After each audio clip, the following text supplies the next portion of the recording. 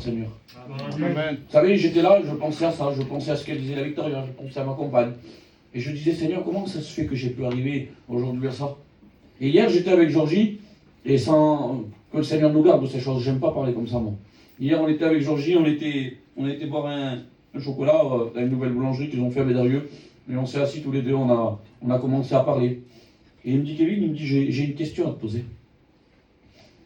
J'ai une question à te poser. Il dit, comment tu fais, il dit, pour arriver à garder ton cœur? Comment tu fais pour arriver, je ne vais pas rentrer dans tous les détails parce que ça ferait comme si je parle de moi et j'ai pas envie. Et à un moment donné, il m'a posé des questions. Je lui dis, Georgie, c'est que j'ai appris à le laisser faire. J'ai appris à le laisser faire. Je vais te dire quelque chose, dit mon frère Le Tchog, il part aux études, mon oncle, c'est un homme qui a presque 60 ans. Et hier, il m'a appelé, la voix toute tremblante. Et au téléphone, quand il m'a parlé, il m'a dit, Kevin, il m'a dit, j'y arriverai pas. C'est la crainte, ça c'est normal, c'est une bonne crainte. Et il me dit, je n'y arriverai pas. Qui c'est qui est capable d'arriver devant un Dieu si grand? C'est plus en lui qui est capable, s'il voudrait, il ferait tout seul. Mais il a voulu nous rendre participants à son œuvre. Amen. Et il serait temps de rentrer dans le plan que Dieu a pour toi. Amen. Mais pour ça, il a besoin de lui faire confiance. Et il disait ça, mon oncle, il me disait, Kevin, il dit, j'y arriverai pas. Et même dans ça, je lui disais, tu sais, mon oncle, je lui dis, je veux dire quelque chose. Aujourd'hui, j'ai toujours cette crainte de prêcher qu'à nous, cette peur. Mais il y a quelque chose qui s'est retourné un petit peu, Josué, dans cette situation. On va dire comme ça, alors, la crainte, elle est là. Mais parce que je me connais et que je le connais à lui, on dirait que la crainte, quand je vais prêcher, quand je vais annoncer quelque chose, on dirait que le Seigneur, dans un sens, il m'a donné une confiance. Parce qu'on dirait qu'il m'a ouvert les yeux encore plus sur qui je suis. Parce que moi, je sais que je suis incapable de vous parler. Je suis incapable de vous annoncer quelque chose de la part de Dieu. C'est impossible que lui qui a tout créé, lui qui sait tout, lui qui connaît tout. Et nous, je disais à ma compagne, la dernière fois, je me laisse conduire. Je disais ça l'autre fois. J'ai dit, si les gens, ils sauraient qui je suis. Et comme tout serviteur de Dieu, qu'est-ce que tu veux dire? Tu vis n'importe comment? Pas du tout. Parce qu'on s'applique à vivre dans la sanctification, à vivre, à plaire à Dieu. Mais l'homme faible, Josué. La dernière fois, vendredi, j'étais à Bédarieux, et il tombait de l'eau. Et il y avait ma compagne, elle était en train de parler avec ma mère, on rentrait dans la réunion, et je suis parti, il était 8h20, j'ai voulu rentrer vite. Et quand j'ai commencé à marcher, Cagnou, j'avais ma veste, moi, je disais, Seigneur, je rigolais à moi-même. En ce moment, le Seigneur me bénit dans une façon, Steven, c'est qu'il est en train de me faire voir que je suis rien du tout. Mais que lui, il est tout, par contre. Amen. Et que lui, il peut tout. Amen. J'étais là, Cagnou, je marchais, nous, quand on voyait Cagnou, excusez-moi de ce que je veux dire, que ce soit Cagnou ou un serviteur de Dieu, nous, à l'époque, aujourd'hui, on le voit un peu moins, ça, Cagnou. Le respect envers les serviteurs de Dieu, la crainte envers les serviteurs. Mais nous, avant, quand on voyait un serviteur de Dieu, je demande pardon au Seigneur, ce que je veux dire, mais on les voyait un petit peu comme Dieu, Josué. Et à un moment donné, j'étais là, je marchais, et je marchais presque arrivé devant la salle, il tombait de l'eau sur moi, et je pensais à ça, et il tombe de l'eau sur le juste comme sur l'injuste. Et à un moment donné, j'ai commencé à penser, je disais, Seigneur, aujourd'hui, les gens, ils sont en train d'attendre, ils attendent le responsable de l'église. Et le responsable de l'église de Bédarieux, aujourd'hui, c'est moi. Mais j'ai dit, s'il connaîtrait ma faiblesse, s'il connaîtrait comment les doutes qu'on a dans nos cœurs, les faiblesses. Et le Seigneur me parlait dans mon cœur. Il me dit, oui, mais parce que tu as laissé façonner ce vase. Aujourd'hui, tu es responsable de l'église. C'est vrai que tu n'es rien du tout, mais je t'ai confié une œuvre. Je t'ai confié des tâches et c'est ce qu'il voudrait faire, le Seigneur, pour toi. Il voudrait te bénir. Si tu saurais, il ne faudrait pas que tu doutes ce soir. C'est vrai que des fois, il le disait mon oncle tout à l'heure, ça arrive de moments de découragement, des moments d'abattement. Mais un chrétien, c'est joyeux. Amen. Ça veut dire quoi, un chrétien, c'est joyeux? Ça veut dire qu'il n'y aura plus de décès, il n'y aura plus ça? Non, c'est pas ce que je dis. Mais j'étais là sur ma salle, et c'est ce que je voudrais vous dire. À un moment donné, je pensais à ça. À un moment donné, je ne sais pas si vous connaissez l'histoire ou si je l'ai déjà dit ici. Il y avait un homme qui avait dit, il avait pris 3 foyers, et il avait dit, dessinez-nous, qu'est-ce que c'est pour vous? Qu'est-ce que c'est la paix?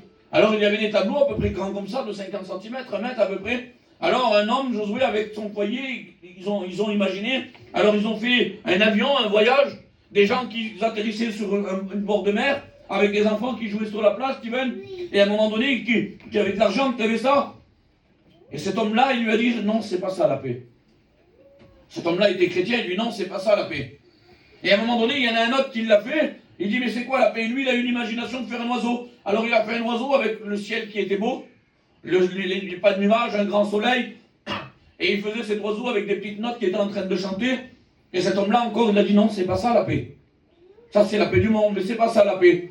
Et un autre, je ne sais pas comment, pourquoi, il a commencé à faire un petit oiseau avec de la pluie. Il a fait le ciel tout gris, Sylvain. Il y avait plein de pluie. Et il a commencé à faire un rocher. Et il a mis ce petit oiseau dans un rocher. Et ce petit oiseau continue à chanter. Et là, l'homme de Dieu a dit, c'est ça la paix. Même si des fois il vient la pluie, même des fois s'il vient le vent, mais il faut attendre. Il faut attendre que l'orage le passe, parce que je te le dis devant Dieu que c'est vrai. Parce qu'il a le pouvoir de dire à la mer, au vent, silence, tais-toi. Amen. Amen. Vous savez, Tarvin nous avait dit ça aux études. Il avait dit, le Seigneur, il voit ça comme un animal, le vent, la tempête, tout ce qui se lève, il le voit, à un moment donné, il nous disait ça, Tarzan. À un moment donné, il dit, tais-toi. Le texte littéral, c'est ça. C'est tais-toi, sinon je te mets une muselière. Amen. Parce que la mer, elle, qui a été créée par Dieu, elle le savait. Elle s'est calmée. Vous savez pourquoi elle s'est calmée? Il nous disait ça comme ça, Tarzan. Dini. Parce que sinon, toute sa vie entière, elle n'aurait plus jamais fait des vagues. Toute la vie entière, elle aurait été obligée dans le silence. Parce que quand Dieu dit quelque chose, il lui a dit tais-toi, sinon je te mets une muselière. Ça veut dire que quand il dit stop, tais-toi, il faut que les éléments ils cessent. Parce que si le Seigneur dit quelque chose, quand il le dit, ça arrive. Amen. Mais ce n'est pas toujours comme on le veut nous. Et je voudrais te lire un texte pour que tu comprennes ce soir ce que Dieu est capable de faire, mais qu'on a aussi quand même notre part à faire. Et j'ai marqué comme ça, je l'ai marqué dans ma Bible, quelques jours que j'avais lu, et ce texte-là, je l'ai écrit. Et j'ai marqué ça, écoute, savoir rester pour recevoir. C'est dans Exode 24, au verset 12, il dit comme ça, l'Éternel dit à Moïse, monte vers moi sur la montagne. Et là, ce qui m'a arrêté, c'est ça. Je le relis pour que tu comprennes. L'Éternel dit à Moïse, monte vers moi sur la montagne. J'ai réalisé que ce n'est pas Dieu qui est descendu à ce moment donné-là. Parce qu'il lui avait dit qu'il allait lui donner les tables, la loi, les commandements, c'était là qu'il allait recevoir. Il allait recevoir quelque chose de Dieu. Mais nous, on veut recevoir, on veut être bénis, on veut que nos maris se convertissent, on veut que nos compagnes se convertissent, que nos enfants se donnent à Dieu, que nos rétrogrades reviennent. Mais je voudrais nous lire le texte de notre façon à nous, comme on le dirait. Alors l'Éternel dit à Moïse, ou à moi, ou à toi, monte, et je te donnerai. Ça, c'est nous. Ça serait notre version à nous, c'est dans notre cerveau, c'est comme ça. On voudrait que le Seigneur nous appelle, rentre dans ton camping, rentre dans ta voiture, va dans le lieu secret, et je vais te donner de suite. Mais la Bible ne dit pas ça. Je relis le texte encore une fois. L'Éternel dit à Moïse, monte vers moi. C'est à nous d'aller vers Dieu, c'est à nous dans le secret. Et écoutez ce qu'il dit. Et reste là. Je te donnerai les tables de pierre, la loi, les ordonnances que j'ai écrites pour leurs instructions. Et nous, on voudrait recevoir des choses, on voudrait des bénédictions, Josué, on voudrait être béni, on voudrait être rempli, on voudrait être une lumière, on voudrait être des flammes de feu pour bénir les gens. Mais de notre manière à nous, et ça ne marche pas. Le Seigneur il nous demande de monter, d'aller dans le lieu secret, de rentrer, mais Dieu aussi d'y rester. Parce que le Seigneur nous demande quelque chose. À un moment donné, il veut voir aussi notre foi. Il veut voir aussi notre patience. Comme elle disait la sœur dans son témoignage, elle disait qu'à un moment donné, elle ne l'a toujours pas reçu. Mais à travers cette épreuve, à travers cette difficulté, que des fois, bien sûr, que ça doit toucher son cœur. Ça doit lui faire du mal. Mais elle apprend à connaître Dieu, elle apprend à aimer Dieu pour ce qu'il est, pas pour ce qu'il donne. Amen. Et ce soir, il serait temps pour nos vies, frères et sœurs, de pouvoir commencer à rentrer dans ce que Dieu nous demande. Parce que la Bible nous dit que Moïse, à un moment donné, il dit que il est resté 6 jours. Et c'est à partir du 6e jour qu'il y a une nuée. Et le 7e jour, la Bible nous dit que la montagne était comme si elle était embrasée. Et je disais ça, on voudrait que des fois le feu descende sur nos vies. On voudrait que le feu descende sur nos foyers, Steven. Mais qu'est-ce qu'on donne à Dieu? Qu'est-ce qu'on donne à Dieu? Et le mot que le Seigneur a mis sur mon cœur, vous le connaissez certainement, que les frères l'ont prêché des dizaines, même des centaines de fois. On le trouve dans 1 Samuel 16 et au verset 7. C'est quand à un moment donné, l'homme de Dieu envoie Samuel pour choisir le nouveau roi. Quand il la voit dans la maison d'Ésaïe, et vous connaissez l'histoire, qu'est-ce qu'il dit? Il dit, vas-y, tu vas dans la maison d'Ésaïe et j'ai choisi un homme. Et à un moment donné, quand Samuel arrive, si je ne me trompe pas, c'est Samuel, hein? Quand Samuel arrive, alors il voit cet homme, le grand frère de David, un homme rempli de force, un homme préparé à la guerre. Il dit certainement c'est cet homme-là. Et je voudrais te dire quelque chose.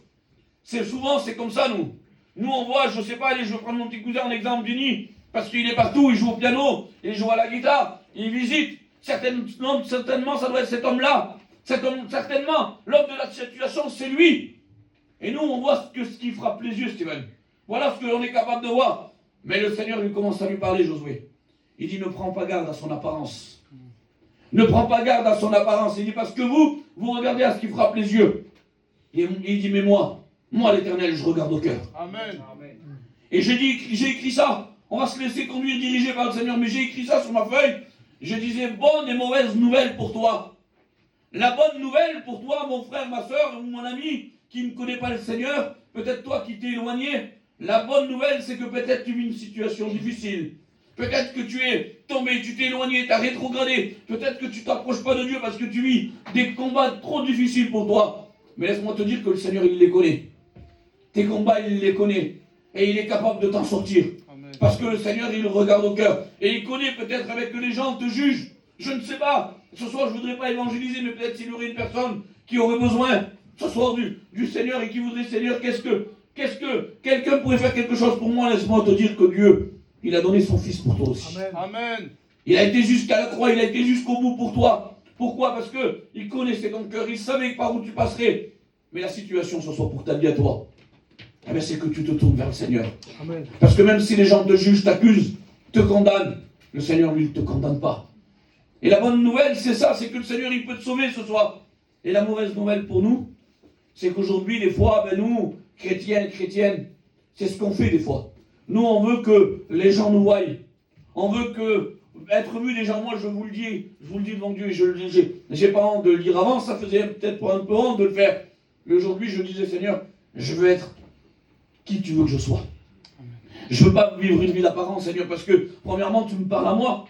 Seigneur, avant de parler au peuple qui est en face, Seigneur, premièrement, c'est à moi que tu parles.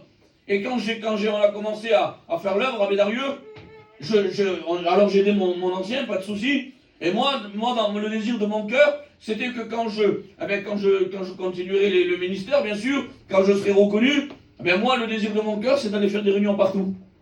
J'avais ça dans mon cœur, alors je disais, mais quand je le faisais, quand j'y pensais, je voyais un petit peu les frères qui tournaient de gauche et de droite. Je dis, Seigneur, je voudrais faire comme lui, je voudrais faire comme lui. Mais c'est ce ressentiment, je le dis à mon ce ressentiment que j'ai ressenti un petit peu. Et peut-être, des fois, il y a des personnes qui sont comme ça, je vous demande pardon. Mais peut-être qu'il y a des gens qui veulent être vus des hommes, mais c'est pas la vue des hommes qu'on a besoin, mais c'est la vue de Dieu. Amen. Parce que je vais essayer de le retrouver, je pense simplement que je l'ai écrit, et je voudrais vous le retrouver, je vais le lire avec vous. C'est dans le livre, où c'est que je l'ai écrit ça? Je l'ai écrit là. C'est dans le livre de Chroniques, 2 Chroniques 16, et au verset 9. Écoutez bien ce qu'il dit. À un moment donné, dans une version, il dit comme ça.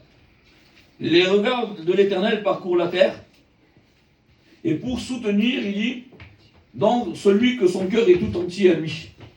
Et j'ai voulu regarder un petit peu d'autres versions. Et là, j'ai trouvé d'autres versions. Dans une autre version, il dit ça. Écoutez bien. En effet, l'Éternel parcourt toute la terre du regard. Pour soutenir. Oui, soutenir. Mais soutenir qui, j'ai marqué, Kevin? Alors le texte, il continue. Il dit, ceux dont le cœur est attaché à lui sans réserve. Et il y a une autre version, il dit comme ça. Pour soutenir selon celui que son cœur, écoutez bien, est tourné vers lui sans partage. Et des fois, ce qui se passe, c'est qu'on n'obtient pas des fois la faveur de Dieu, Josué, parce que malheureusement, alors, quand on est jeune chrétien, ça peut arriver, mais après, quand on rentre quand même dans une maturité, 5 ans, 10 ans, 15 ans, 30 ans de vie chrétienne, de ministère, je ne sais pas, et qu'on vit toujours pour les gens, il y a une anomalie. Il y a un problème. Et moi, j'ai marqué dans mon message, j'ai marqué, Seigneur, la mauvaise nouvelle, c'est que tu connais le cœur. Pour nous, c'est une mauvaise nouvelle parce que aujourd'hui, mais je bénis Dieu parce qu'il y a la solution après. Amen. Mais la mauvaise nouvelle, c'est que quand je disais ça, moi je voudrais aller à gauche, à droite, faire ceci, faire cela. Mais je disais, Seigneur, il y a une œuvre à Bédarieux. Je dois travailler pour l'œuvre à Bédarieux. Seigneur, c'est ce que tu me demandes. Et moi, j'ai le désir d'aller là-bas, j'ai le désir d'aller là-bas, j'ai le désir d'aller là-bas.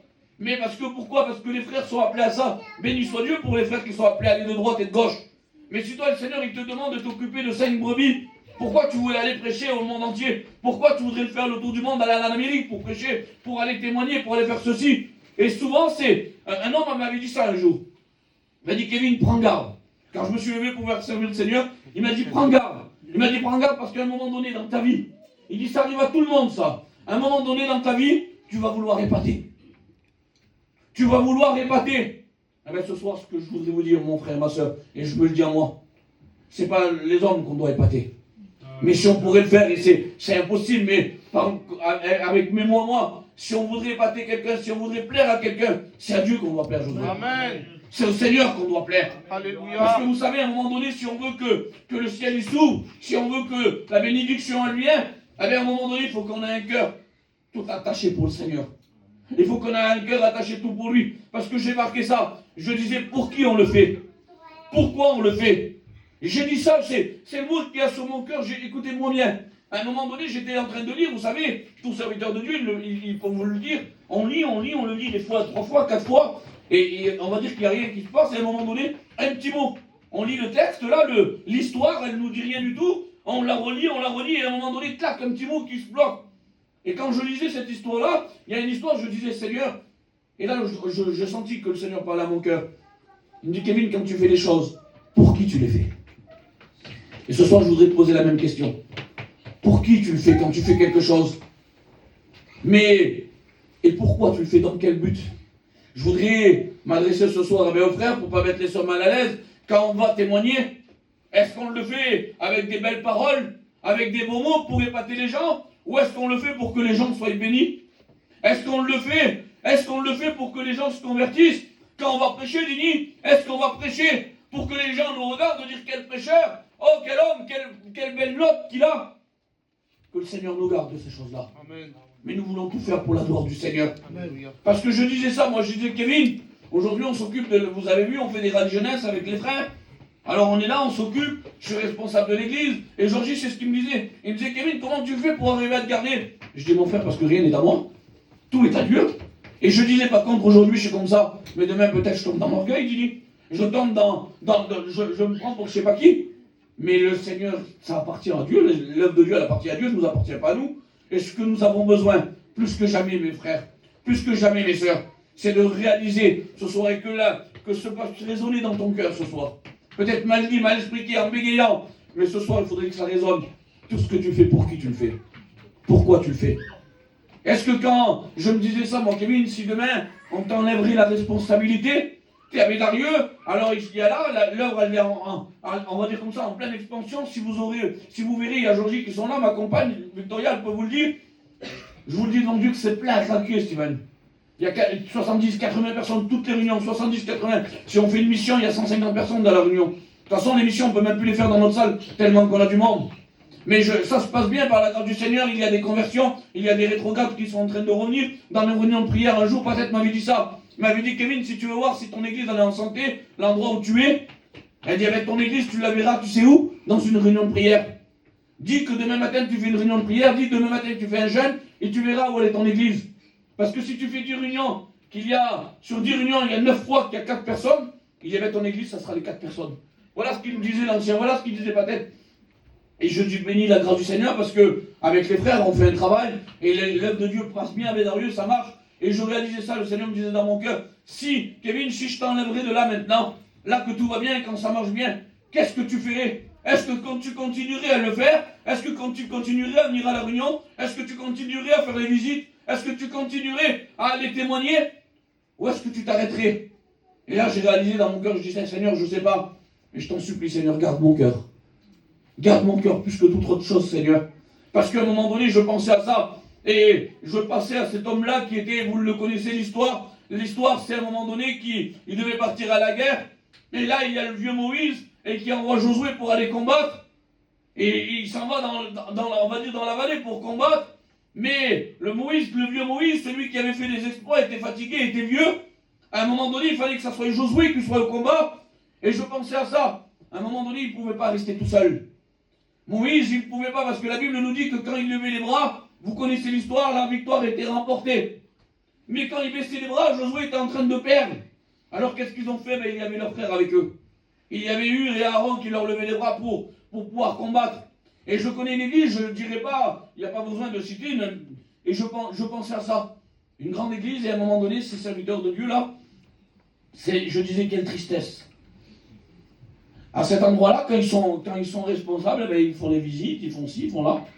Mais malheureusement, le problème qui se passe, c'est que quand ils sont plus responsables, Steven, à un moment donné, ben, ils les sont tous. Et ils sont tous, les frères, ils traînent la misère. Tu as 300 personnes dans l'église, 350 personnes. Comment tu fais pour t'en sortir? Alors je disais ça, Seigneur, je bénis Dieu, parce que nous, aujourd'hui, on n'est que deux jeunes serviteurs. Il y a moi et il y a mon copain d'études. Alors on essaie de travailler pour la gloire de Dieu. Il y a mon ancien qui est là. Et on essaie d'être unis. Mais il n'y a pas que les serviteurs de Dieu qui sont à l'œuvre. Il y a aussi les chrétiens qui sont à l'œuvre, Josué. La dernière fois, j'ai appelé Josué faire une réunion dans une maison. Il y avait des garçons qui étaient là, dévoués de tout leur cœur. Ils travaillent pour la gloire du Seigneur. Les choses ne reposent pas tous sur les serviteurs, frères et sœurs. Mais oui, mais moi, non, je ne peux pas prêcher. Non, tu ne peux pas prêcher. Tu es une femme, c'est sûr que tu ne peux pas prêcher. Mais par contre, tu peux plier tes genoux. Et tu peux commencer à prier. Amen. Tu peux te lever le matin en décidant de jeûner pour l'église, de jeûner pour les anciens, de jeûner pour les responsables, de jeûner pour les frères qui sont là, pour les étudiants. Pourquoi? Pour qu'ils puissent continuer à combattre, pour continuer à remporter des victoires. Parce que pendant qu'eux, ils sont fatigués dans le combat, eh bien, la Bible nous dit qu'il fallait que ça soit Moïse qui lève les bras. Eh bien, ce soir, peut-être que ça serait toi qu'il faudrait que tu commences à lever tes bras. Tu veux de la bénédiction, je disais ça. Aujourd'hui, on veut être béni, on veut être rempli, on veut que nos familles se convertissent. Mais qu'est-ce qu'on donne à Dieu? Est-ce que nous donnons du temps à Dieu? Ou est-ce qu'on se contente simplement parce qu'il y a l'ancien, il y a Cagnou, il y a Josué, il y a les garçons, alors je ne veux pas manquer une réunion, je veux pas manquer le mardi, je ne veux pas manquer le jeudi. Pourquoi? Parce que sinon ils vont m'engueuler.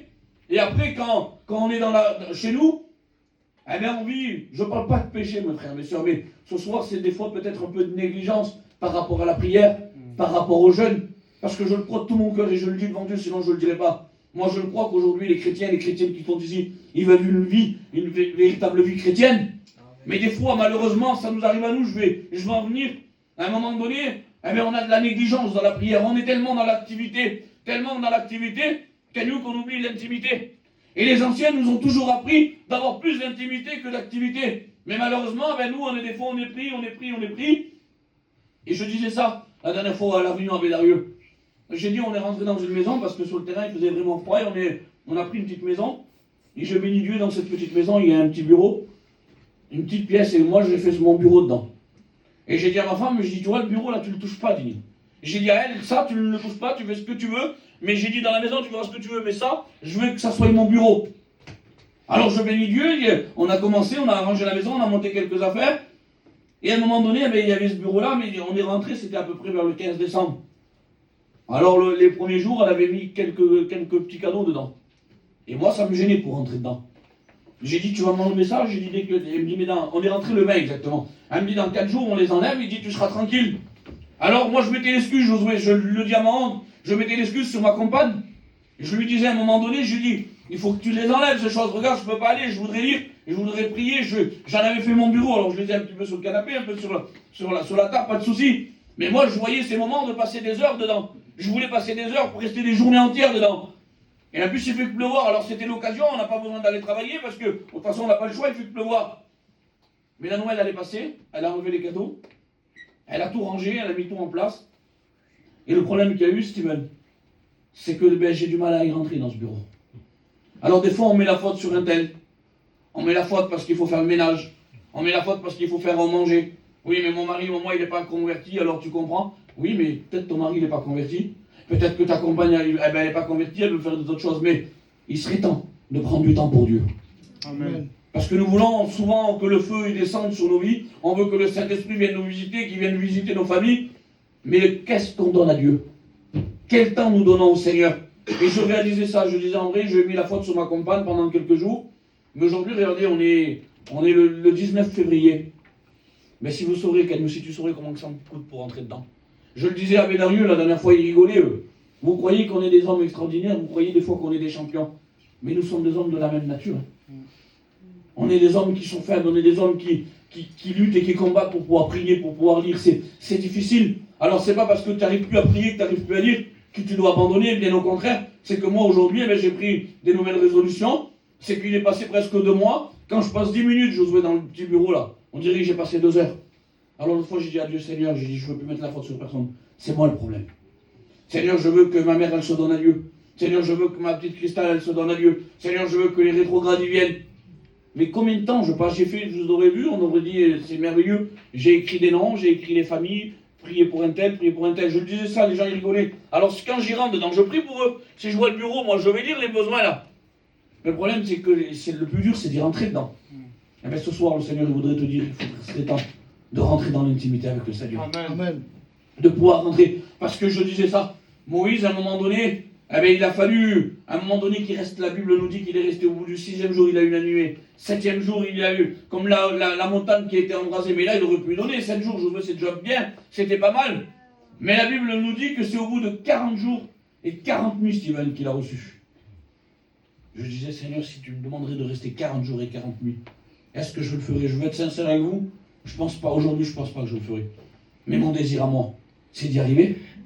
Parce que la Bible, elle nous demande de marcher de progrès en progrès. On veut que le feu y descende. Je pensais à ça dans les actes. À un moment donné, les gens restaient là, ils étaient là. Ils voulaient, le Seigneur leur avait fait une promesse, il a dit ne pas de s'éloigner de Jérusalem. Jusqu'à quand? Jusqu'à que vous ayez reçu ce que le Père vous avait promis. Le Seigneur, il t'a promis quelque chose. Est-ce que Dieu ment? Excusez-moi du mot de ce que je vous dis, mais la Bible dit que Dieu n'est pas un menteur. Ce qu'il dit, il l'accomplit. Il t'a promis qu'il va te donner ton foyer. Il t'a promis peut-être qu'il va te donner un petit bébé. Il t'a promis que ta famille elle va se convertir. Mais crois-le. Dini le chantait, le cantique, crois-le encore, crois-le encore plus fort. Parce que ce qu'il dit, je te le dis devant Dieu que c'est vrai, il l'accomplit. Mais des fois, il faut attendre. Des fois, il faut patienter. Et nous, on n'en veut pas. On ne veut pas patienter, Steven, non. On veut tout de suite. On est des enfants capricieux. Mais il serait temps un petit peu grandir spirituellement. Parce que la Bible nous dit que dans les actes, là, ils ont attendu 10 jours avant de recevoir. Il leur avait promis qu'il allait leur donner. Imaginez-vous, nous, on dure 1 heure à la réunion. C'est 10h moins le quart. Nous. Arrivé 10h, il faut vite qu'on arrête. Pourquoi? Parce qu'on a peur que les gens écrivent. On a peur qu'ils ne reviennent plus. Ils sont restés 10 jours dans la chambre haute avant de recevoir.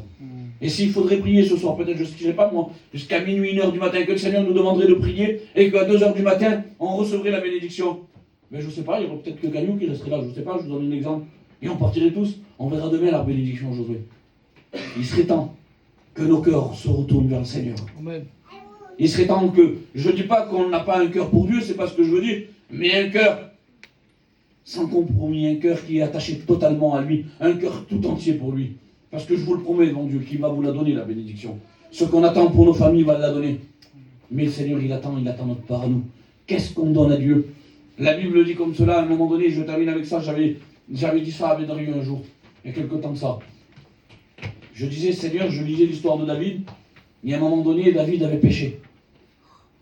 David avait péché, avait fait des choses, voilà, il avait fait le dénombrement, des choses qu'il n'avait pas le droit de faire.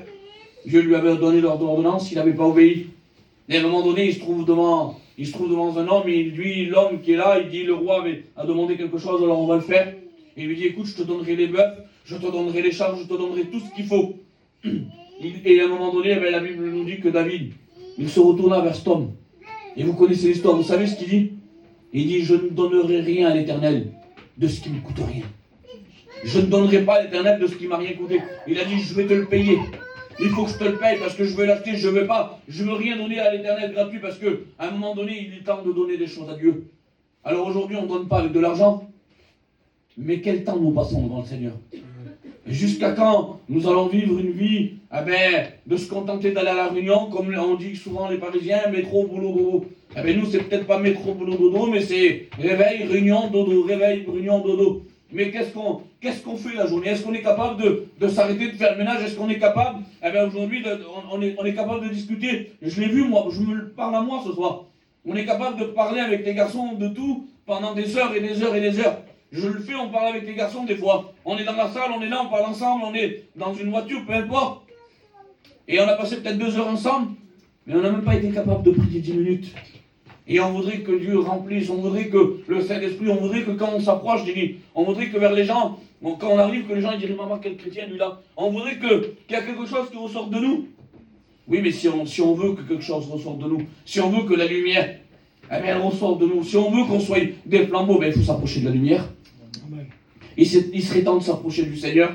C'est pas un jugement parce que je me parle à moi ce soir. Mais je crois de tout mon cœur ce soir. Il serait temps de revenir de tout notre cœur et se demander, Seigneur, pour qui? Pourquoi je le fais? Seigneur, c'est pour ton œuvre à toi que je vais le faire. Ce soir, il serait temps de vouloir rentrer dans ce combat. Parce que même si tu n'as pas un titre, même si tu n'as pas une fonction, même si peut-être tu ne places pas les chaises, même si tu ne mets pas le ménage dans la réunion, même si tu n'es pas au piano, je ne sais pas, les frères et les sœurs qui sait qu'il y a des fonctions, qui sait qu'il n'y en a pas. Mais la Bible dit tout ce que vous faites, faites-le pour la gloire du Seigneur. Amen. Et si on le fait pour la gloire de Dieu, si on le fait pour les âmes, si on le fait pour nos familles, je vous le dis devant Dieu que c'est vrai, qu'on en verra le résultat. Mais il n'y a pas d'autre moyen. Il n'y a pas d'autre moyen que de recevoir la bénédiction, c'est que de se tenir à ses pieds à lui. Arrêtons de nous agiter, arrêtons, comme elle disait ma compagne, elle avait peur, elle paniquait par rapport à la situation, mais faisons-lui confiance. De lui dire, Seigneur, je remets tout, Seigneur, dans tes mains, Seigneur, parce que je sais que tu peux tout. Je ne sais pas si tu vas y croire, mais laisse-moi te dire que peu importe la situation, et je voudrais qu'on ferme nos yeux, on va prier le Seigneur. Peu importe la situation.